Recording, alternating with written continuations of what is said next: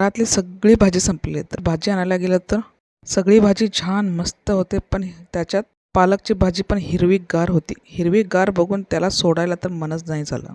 तर जाऊन हातात बघितलं की फ्रेश होता. एक पेंडी घेतलो. एक पेंडीनं काय मन काय भरेना, म्हणून म्हटलं एक 4-5 पेंडी घेऊ आणि पालक पनीरच करूया. इतकं फ्रेश होतं. मन फार लालची आहे हो. चांगलं बघितलं की सगळं पाहिजेच म्हणतं. आणलेल्या दिवशी सगळे स्वच्छ करून पालक पनीरचे जे काही तयारी करायचं होतं सगळं करून घेतले. त्या दिवशी सगळं वेळ का होईना पण करूनच घेतले. करायला पण तेवढंच खुशी आणि मजा येत होती की कारण फ्रेश असल्यामुळे आपल्याला करायला छानच वाटतं.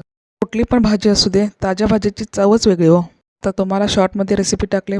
पूर्ण रेसिपी चॅनलवर लवकरच भेटेल आपल्याला पण. 12 महिने कधी पण आपण पालक पनीर खातो, पण थंडीच्या दिवसात खाल्लेलं चवच वेगळा. बाहेर थंडी आणि आतमध्ये गरमागरम पालक पनीर. अरे वाह! आपण पण नक्की ट्राय करा आणि चॅनलला थोडं सबस्क्राईब करून चला निघू.